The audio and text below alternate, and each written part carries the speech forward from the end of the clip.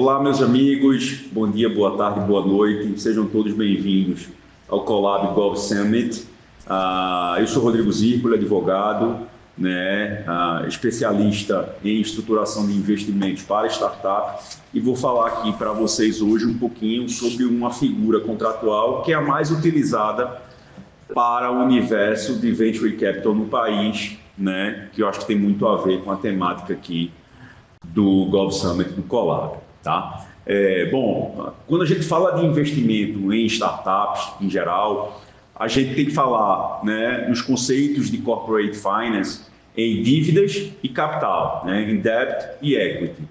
Quando a gente vai para o contrato de mútuo conversível, ele é um instrumento híbrido de dívida e capital que no primeiro momento, numa primeira fase, apenas ostentam a relação de crédito e débito, a negociação de algumas prerrogativas que são políticas para os investidores, mas o fato é que é inicialmente uma relação de crédito e débito, e a depender da performance dos empreendedores de uma startup, esses investidores convertem esse direito de crédito em participação. E aí viram, obviamente, sócios de uma determinada sociedade e, portanto, passam a ostentar e a gozar dos direitos de voto, dos direitos de participar dos lucros e também de participar do acervo em caso de liquidação de uma sociedade. Então, dito isso, o mútuo ele se propõe a ser uma figura de proteção para o investidor, afinal de contas, ele pode ser restituído dessa quantia que ele aporta como um empréstimo de forma provisória, e o empreendedor fica até performar a sua startup, fica na dependência de ter que restituir esse capital. Isso traz certo desconforto, tanto é que vem sendo utilizado hoje também o Simple Agreement for Future Equity, que é chamado de SAFE em outras jurisdições, mas o SAFE ele não é um contrato de dívida, ele é um contrato de capital, um contrato de equity, que não tem a obrigação do empreendedor restituir capital. Então, acaba que deixa o empreendedor, aí, o sócio, o fundador, um pouquinho mais livre para pensar em planejamento estratégico e cumprimento de um determinado business plan. Então, dito isso, falando um pouquinho aqui do mútuo conversível, o mútuo conversível ele surge, na realidade, da Convertible Note nos Estados Unidos. Lá, ele se propõe a ser um instrumento de captação de recursos para as empresas em crise ou que elas precisam de um fôlego, efetivamente, para chegar numa próxima rodada de investimento de forma mais estruturada. E um professor, o ex-professor de Stanford, professor da São Francisco Law School, Spencer Williams, diz que há uma relação de amálgama entre dívida e capital. Então, esse contrato ele acaba sendo um instrumento híbrido dessas relações de crédito e débito que podem ser convertidas em participação societária. Então, no primeiro momento, ele traz uma figura de proteção para o investidor, porque, afinal de contas, ele não é sócio, ele emprestou um recurso, mas emprestou um recurso e, no final das contas, a depender de certos gatilhos, ele converte aquele recurso que ele aportou como dívida, como crédito para ele, como participação societária. Então, vem uma figura lá da Convertible Note nos Estados Unidos, é importada para o país na figura de um mútuo. O mútuo nada mais é que uma figura contratual típica aqui no Código Civil, que é o empréstimo de coisas fungíveis. Então, eu posso ter um mútuo de dinheiro, posso ter um mútuo de uma saca de feijão, de uma saca de milho, de soja, mas o fato é que o mútuo financeiro é o empréstimo de uma coisa fungível, portanto moeda, que ele, para ser restituído, a parte que recebeu, a mutuária, fica obrigada a restituir no mesmo coisa, do mesmo gênero, e na mesma quantidade e qualidade. Então, é dinheiro que vai se esvair com o uso por parte da startup, depois a startup fica obrigada a restituir aquele capital. Então, dito isso, passa a ser o mútuo conversível uma excelente alternativa ao financiamento bancário, que tem alta taxa de juros, também como um mecanismo alternativo ao acesso de mercado de capitais, que é dificílimo, que é complexo e que muitas vezes está apenas adstrito a grandes corporações. e acaba sendo um instrumento dinâmico, fácil, célere para a captação de recursos. Então, o que é o contrato de mútuo conversível? Né? É um contrato híbrido, né? Ostenta características de dívida e ostenta características de capital, podendo, ao final de um determinado prazo, ter um tríplice desdobramento em razão da vontade do investidor. Ele pode, portanto, numa primeira hipótese, ser restituído do capital que ele aportou, numa segunda hipótese, perdoar aquela dívida, ou uma terceira hipótese, que é a esperada, né, que ele converta aquele direito de crédito em participação societária. Então, é uma figura que não existe em nosso ordenamento jurídico, ele parte de uma tipicidade desse mútuo civil que eu falei, né, do empréstimo de coisas fungíveis e tal, e aí cria-se o mecanismo da conversão exatamente numa evolução, né, desse contrato que nasce de um jeito e indiretamente acaba ostentando novas características. Ele tem a primeira menção é no marco legal das startups. Então, em 2021, né, o marco legal definiu que as startups poderiam celebrar contrato de mútuo conversível em participação societária celebrado entre o investidor e a startup, mas não qualifica, né, minimamente os direitos e obrigações das partes, só fala da existência desse contrato, e aí, obviamente, isso traz mais dinâmica para, né, a startup, né, que levanta capital sem precisar esperar tanto uma operação de crédito de um mundo. Então, depois de um determinado prazo, e a depender de certos ativos, eu posso negociar condições suspensivas para a conversão do meu direito de crédito em participação. Então, portanto, eu posso definir que a startup aumente o EBITDA dela, que ela aumente receita, que ela diminua o endividamento, que ela foque em investimentos. Posso ter várias métricas e critérios que, se atingidas, eu utilizo aquele direito de crédito que eu tinha do empréstimo que eu fiz lá atrás, né, em integralização ao capital social da sociedade que eu investi. Então, os sócios de uma determinada startup aprovam um aumento de capital, eu, investidor, subscrevo novas cotas ou ações, né, e o meu direito de crédito acaba sendo compensado com minha obrigação de integralização do capital. Então, de forma um pouco mais palatável aqui, né, eu tenho um ato de subscrição. Quando uma sociedade, qualquer uma, resolve aumentar o capital social, ela emite novas cotas ou ações. E emitindo novas cotas ou ações, alguém, ou os sócios atuais ou um terceiro, se obrigam a aportar capital em relação a essas ações ou cotas que foram criadas. Então, o ato de contribuir, né, de prometer contribuir, né, para a formação do capital ou para o aumento é chamado de subscrição, e o ato de aporte em si é chamado de integralização. Então, eu integralizo, digamos, o meu direito de crédito com a obrigação que eu tenho, que é formar capital social. Então, dito isso, gente, a gente tem tipicamente, né, como parte, o investidor, e o mútuo conversível ele pode ser tanto celebrado por investidor anjo, investidores pessoas físicas, sociedades, né, de participação, veículos de investimento, family offices e fundos, né, sobretudo os fundos de venture capital, que aportam capital para deter uma participação minoritária no seu negócio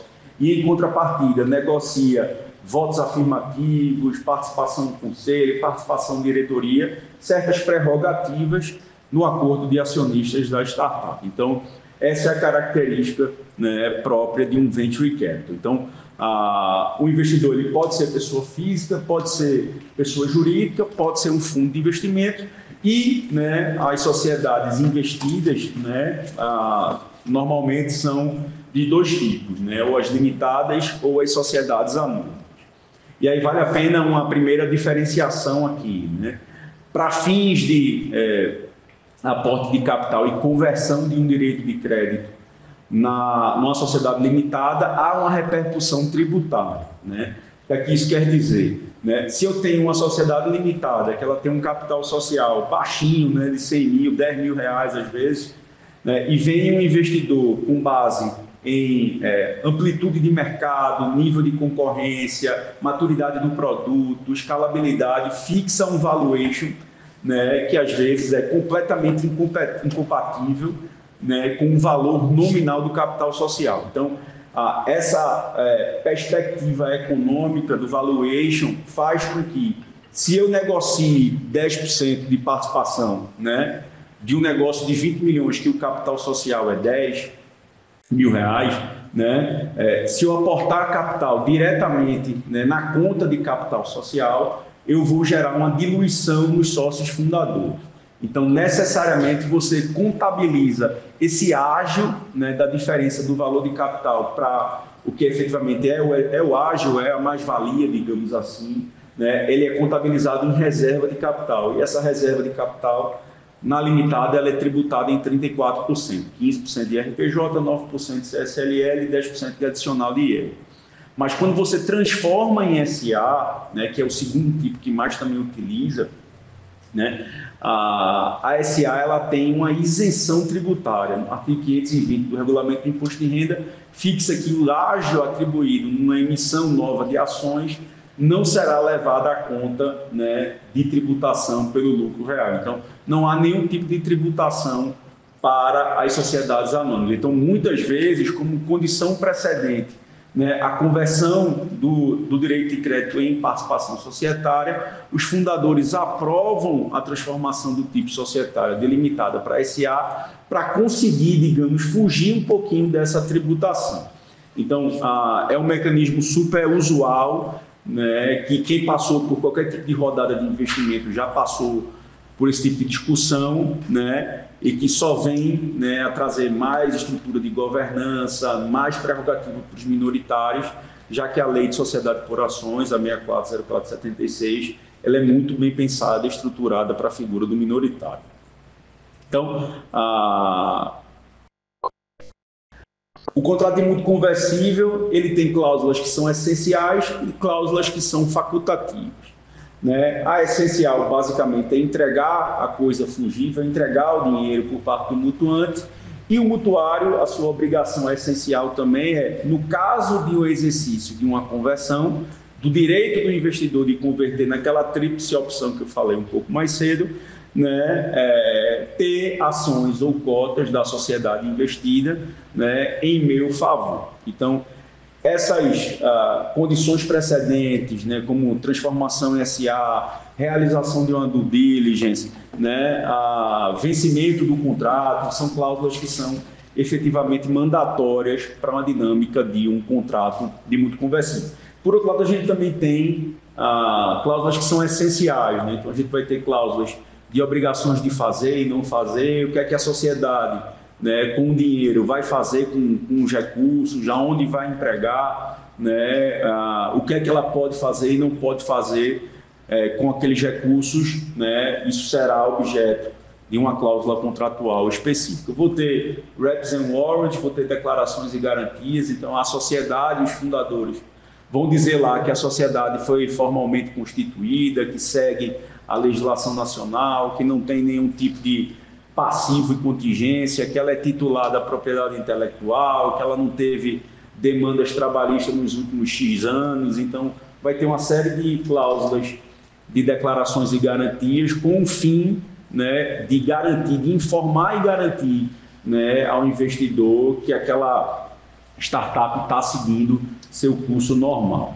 Então, essas são as cláusulas essenciais, mas talvez a mais importante seja aquela cláusula que vai definir quais serão as futuras regras do acordo de acionistas da startup quando houver a conversão do direito de crédito em participação societária. Então, a gente vai ter, né, além das regras de compra e venda de ação, de direito de preferência, de exercício do direito de voto, de formação de bloco de controle, que são próprias do artigo 118 da Lei de Sociedade por Ações, a gente vai ter negociação de eventuais votos afirmativos para o investidor, vai ter indicação dos membros da administração, então, tanto conselheiros de administração como diretores, vai ter mecanismos antidiluição, então, se houver um down round, se houver uma nova rodada por um valor menor, os sócios se comprometem a restituir uma quantidade de ações e recompor a minha participação que gerou, né, com aquela diluição do down round,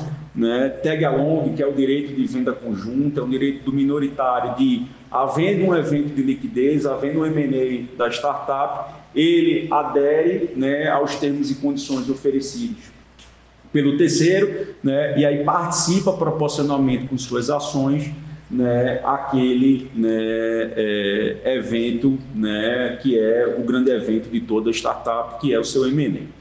Pode ter também, por outro lado, o drag along, que é a obrigação de venda conjunta, e aí é um direito do controlador, o controlador pode dragar os minoritários, né, para participar de um evento de liquidez.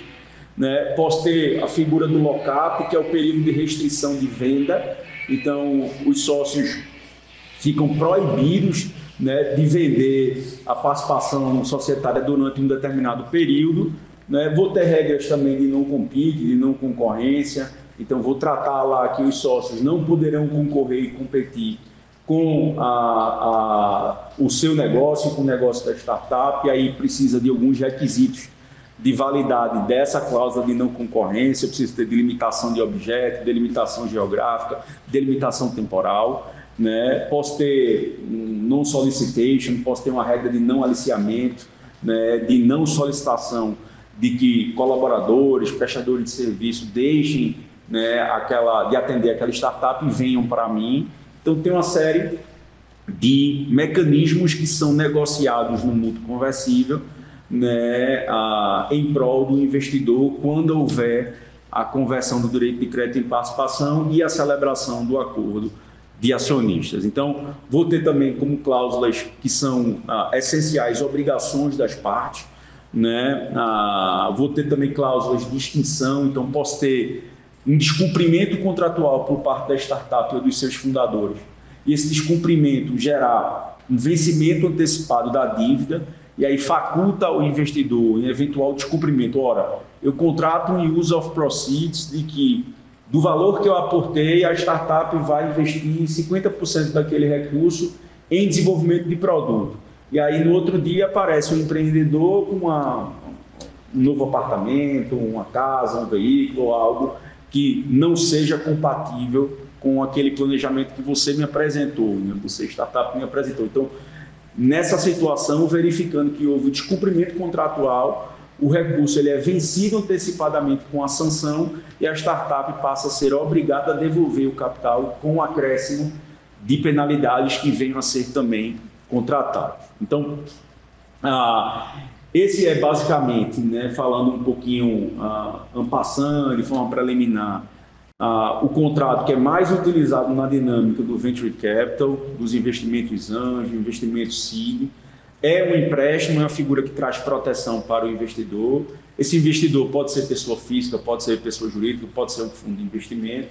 É um instrumento dinâmico, porque ele é super rápido de ser celebrado, né? Obviamente que a gente sabe que até o dinheiro chegar, né, o recurso ser aportado, necessariamente teve um pitch lá atrás, teve uma apresentação, teve um namoro, várias reuniões ocorreram, mas o fato é que se propõe a ser um instrumento muito dinâmico, né, para o universo das startups. Então, fica aqui um pouquinho da ilustração do que é um contrato de mútuo conversível.